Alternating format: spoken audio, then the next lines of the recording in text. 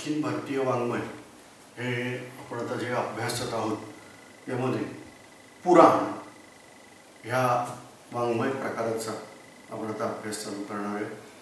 सगळ्यात पहिल्यांदा नावावर हे पुराण आहे म्हणजे हे खूप जुनं आहे। साधारणतः इसवी सन पूर्व 6व्या शतकात जे ग्रंथ निर्माण झालेले आहेत त्यामध्ये सुद्धा पुराणातले दाखले दिले जातात आणि ह्यावरून पुराणाच्या प्राचीनतेची कल्पना आपल्याला येऊ शकते। पुराण ही प्रामुख्याने सोप्या भाषेत धर्म सांगण्यासाठी लिहिलेली आहे। वेदाचं अध्ययन करणाऱ्यांनी पुराणाचं पण अध्ययन केलं पाहिजे असा प्रघात आहे। पुराणांची संख्या खूप जास्ती,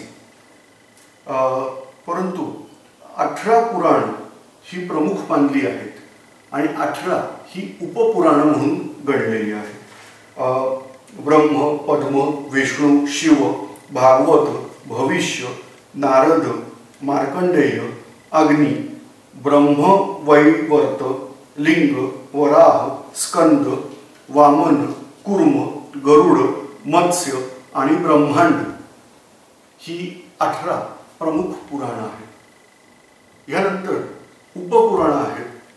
साधारणतः जी पुराणांची नावं ऐकली जातात यामध्ये शिव, विष्णू किंवा अशा ज्या देवता आपण मानतो तर अशा देवतांसंबंधीची वर्णनं ही त्याच्यामध्ये आलेली आहेत।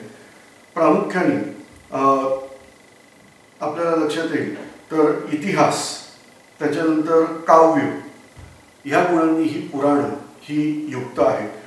18 पुराणांची जी एकूण मिळून श्लोकसंख्या आहे ही 40 लक्ष म्हणजे 40 लाखापेक्षा अधिक आहे असं मानण्यात येतं। प्रामुख्याने अग्निपुराण आणि पद्मपुराण हे ग्रंथ हे ज्ञानकोश, एन्सायक्लोपीडिया जसा असतो तशा प्रकारे विविध माहितीने युक्त असे हे ग्रंथ हे आहेत।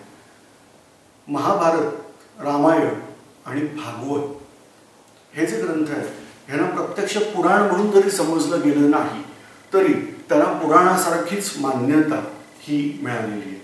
आपण मागच्या भागात बघितलं होतं ते म्हणजे वेदांचे 4 भाग जे आहेत हे महर्षी व्यासांनी केले आणि त्यानंतर त्यांनी आत्मसमाधानासाठी म्हणून महाभारत लिहिलं असं मानतात। अर्थात व्यासांनी जो काही ग्रंथ लिहिला त्याचं नाव त्यांनी महाभारत ठेवलं नव्हतं। व्यासांच्या ग्रंथाचं नाव आहे जय। हा 8000 श्लोकांचा मूलतः ग्रंथ आहे। ह्या 8000 श्लोकांचं रूपांतर व्यासांचा शिष्य आहे त्यांचं नाव आहे वैशंपायन। या वैशंपायन ऋषींनी 8000 श्लोकावरून 24000 श्लोकांमध्ये केलं आणि त्यानंतर सौती नावाचे ऋषी आहेत त्यांचा शिष्यगण आणि सौती यांनी मिळून ह्या 24000 श्लोकाचं रूपांतर हे 1 लक्ष श्लोकांमध्ये केलं। संस्कृतमध्ये हा शब्द मी शतसहस्त्र असं म्हणू शकतो म्हणजे 1 लक्ष म्हणून त्याला नाव दिलं गेलं शतसाहस्त्री संहिता। म्हणजे नावं जर बघितली तर पहिला जय 8000 श्लोक, त्याच्यानंतर भारत वैशंपायनाने लिहिलेला हा 24000 श्लोकांचा आहे आणि आता सौती आणि त्यांच्या शिष्यांनी मिळून त्याचा विस्तार केला 1 लक्ष श्लोकांपर्यंत। याला नाव दिलं गेलं शतसाहस्त्री संहिता। परंतु तो ग्रंथ हा भारताचं मोठं स्वरूप या अर्थाने महाभारत ह्या नावाने हा ग्रंथ प्रसिद्ध आहे। प्रामुख्याने ही जी काही पुराणं आहेत ह्या पुराणांमध्ये विविध प्रकारची माहिती आहे। याच्यात गूढ अशी पण माहिती मोठ्या प्रमाणात आहे। कित्येक श्लोकांचा अर्थ न लागल्यामुळं काही जण त्याला निरुपयोगी वगैरे असं मानलं जातं, तर तसं नाही आहे। त्यामध्ये खूप उपयुक्त माहिती ही मोठ्या प्रमाणात भरलेली आहे। जसं काही जणांच्या विद्वानांच्या मते विमानविद्या ह्याचंही वर्णन पुराणामध्ये येतं। असो तो भाग वेगळा, फक्त आपण आत्ता बघणार आहे त्याप्रमाणे 18 मुख्य पुराणं आहेत, 18 उपप्रमुख पुराणं आहेत। ह्याखेरीज पुराण ग्रंथांची संख्या सुमारे 300च्या आसपास एकूण मिळून जाते। फक्त जी 18 मुख्य पुराणं आहेत त्या पुराणातल्या श्लोकांची संख्या 40 लक्षापेक्षा अधिक जाते असं विद्वान मानतात आणि त्याच्यानंतर दुसरा मुद्दा महत्त्वाचा आहे ते रामायण महाभारत सारखे जे ग्रंथ आहेत आणि भागवत यासारखे जे ग्रंथ आहेत त्यांना पुराण ग्रंथाचाच स्थान हे त्याच्यात दिलं जातं, तरीसुद्धा त्यांना पुराण असं म्हणत नाही. पुराणांमध्ये सृष्टीची उत्पत्ती, संहार, त्याच्यानंतर विविध महत्त्वाचे मानववंश, त्याच्यानंतर मन्वंतर आणि थोर राजर्षींच्या वंशाचा इतिहास, ह्या गोष्टी या पुराणांमध्ये आपल्याला बघायला मिळतात. पुढील वाङ्मय प्रकार हा आपण बघणार आहे तो आहे महाभारत. महाभारताला अनन्यसाधारण महत्त्व भारतात आणि भारताबाहेरही मोठ्या प्रमाणात आहे. तुम्हाला जर माहिती असेल तर आग्नेय आशियातले जे देश आहेत म्हणजे थायलंड, त्याचं खरं आपल्या भाषेतलं नाव आहे श्याम देश, त्याच्यानंतर कंबुज देश किंवा कंबोडिया, त्याच्यानंतर इंडोनेशिया, याला मूळचं नाव होतं हिंदू चीन, त्याचं इंडो चायना असं रूप झालं, आता त्याला इंडोनेशिया म्हणतात. तर हा जो सगळा आग्नेय आशियातला जो भाग आहे याच्यावरतीही महाभारत ग्रंथाचा प्रभाव खूप मोठ्या प्रमाणामध्ये आहे.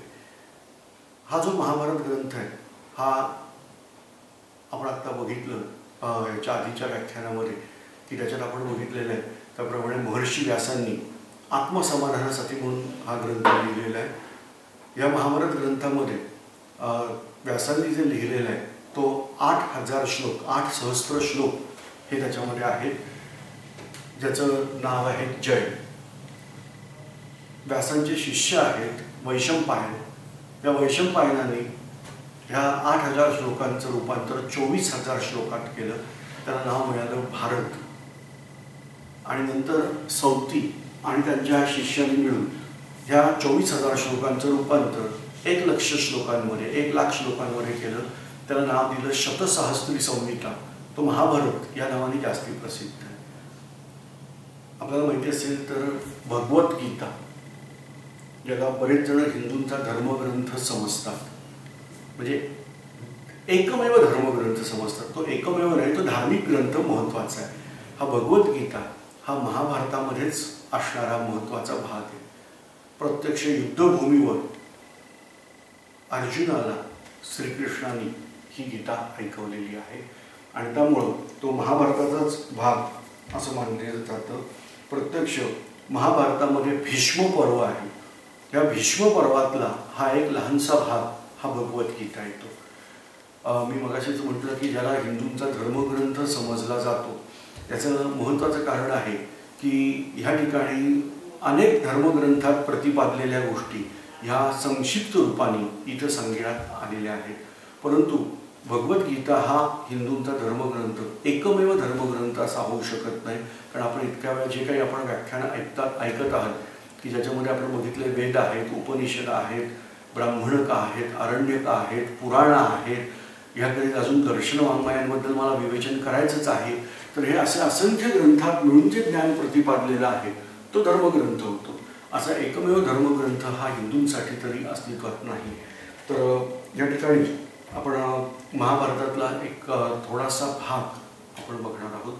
मूलतः महाभारत ही जी कथा आहे ही कथा, आता तुम्ही म्हणाल परत कथा म्हणण्याचं कारण काय, कारण भारतीय मानतात त्याप्रमाणे हा इतिहास आहे. पाश्चात्य विद्वानांपैकी काही जण आहेत की जे म्हणतात की ही कथा आहे, हा इतिहास नाही. महाभारतामध्ये प्रामुख्याने विविध राजवंशांची माहिती ही आपल्याला मिळते. पाश्चात्य इतिहासकार म्हणत असतील त्याप्रमाणे खरोखर ही कथा असेलही, तरीसुद्धा त्यावेळेला उपलब्ध असणाऱ्या विविध गोष्टींची माहिती त्यातला काही अतिशयोक्तीचा भाग वगळता आपल्याला चांगल्या रीतीने मिळते. आणि आपण म्हणतो त्याप्रमाणे हा जर इतिहास असेल तर यथोचित माहिती त्याच्यातून मिळते. उदाहरणार्थ मी जेव्हा इतिहासामध्ये महाजनपद हे शब्दप्रयोग वापरतो तर त्यावेळेला मगध महाजनपद आहे, कोसल आहे, अवंतिका आहे, त्याच्यानंतर कुरु आहे, चेदी, मद्र, भद्र, ह्या अशा असंख्य गोष्टींची माहिती ही महाभारतामध्ये अतिशय छान रीतीने मिळते. प्रामुख्याने कुरुकुळातल्या गोष्टी इथं घेतलेल्या आहेत, पण त्या आधाराने धर्म शिकवलेले आहेत. धार्मिक कर्तव्य काय आहे कोणाचे कर्तव्य कशी आहेत, कुठचा धर्म कोणी पाळायचा, धर्म याचा अर्थ परत एकदा सांगतो हिंदू मुसलमान असा धर्म नाही, पितृधर्म, विद्यार्थी धर्म, गुरुधर्म, ह्या रीतीने त्यांनी धर्मपालन म्हणजे थोडक्यात की ह्या कथेच्या माध्यमातून जसं पंचतंत्र आहे की पंचतंत्रामध्ये प्राण्यांना रूपक कल्पना केलेली आहे, पण त्याच्या आधारे आपण व्यवस्थित रीतीने राजकारण किंवा राजनीती शिकतो. तर इथं तसाच प्रकार आहे की ह्या ग्रंथाच्या आधारे धार्मिक तत्त्वज्ञान हे अतिशय सोप्या पद्धतीमध्ये लोकांपर्यंत पोहोचवण्यात आलेलं आहे. तर म्हणून याच्याकडे तुम्ही इतिहास म्हणून बघा, कथा म्हणून बघा, पण या गोष्टी येतात. तुम्ही जर 12वीची NCERTची इतिहासाची पुस्तकं बघितली तर याच्यामध्ये महाभारताबद्दल एक संक्षिप्त रूपामध्ये चांगली माहिती ही तुम्हाला मिळेल. आणि असंही महाभारताबद्दल आपल्याला भरपूर ज्ञान हे विविध कथांमधून आहे. असं म्हटलं जातं की महाभारतामध्ये ज्या गोष्टी वर्णन केलेल्या आहेत त्या अन्यत्र सापडू शकतात, पण अन्यत्र ज्या गोष्टी आहेत त्या महाभारतामध्ये नाहीत. ज्या सगळ्या गोष्टी आहेत त्या सगळ्या महाभारतातल्याच गोष्टी बाहेर प्रचलित आहेत. म्हणून असं म्हणतात की व्यासोच्छिष्टम जगत सर्व, की या ठिकाणी या ग्रंथामध्ये संपूर्ण मोठ्या प्रमाणामध्ये सगळ्या गोष्टींची चर्चा ही सखोल अंगाने हा केलेली आहे. आता याच्यामध्ये भगवद्गीता हा महत्त्वाचा भाग आहे, ज्याच्यामध्ये श्रीकृष्ण आणि अर्जुन ह्यांच्यामार्फत एक प्रकारे गुरु शिष्य संवाद हा साधला गेलेला आहे. आणि असंख्य प्रश्नांची अर्जुन हा कॉमन मॅन म्हणून प्रश्न विचारतोय आणि श्रीकृष्ण हा त्याची उत्तरं देतोय. तर ह्या पद्धतीमध्ये याचं गीतेचं वर्णन हे केलेलं आहे. अर्थात गीता हा अत्यंत गहन विषय आहे आणि विविध ज्येष्ठ अभ्यासक, आता उदाहरणार्थ नावं जर घेतली तर याच्यामध्ये लोकमान्य टिळक, योगी अरविंद, डॉक्टर राधाकृष्णन, त्याच्यानंतर गुरुदेव रानडे, महात्मा गांधी, ही सगळी मंडळी ही गीतेची अभ्यासक होती. गीतेमध्ये कर्मयोगाला प्रचंड महत्त्व दिलेलं आहे. तर हा सगळा भाग हा साधारणतः महाभारताच्या संदर्भात एक थोडक्यात माहिती जी आपल्याला अभ्यासासाठी उपयोगी पडेल एवढीच सांगितलेली आहे. परंतु प्रत्यक्ष संपूर्ण महाभारत हे वर्णन करणं ते इथं व्याख्यानाचा भाग नसल्यामुळे ते शक्य नाही. धन्यवाद.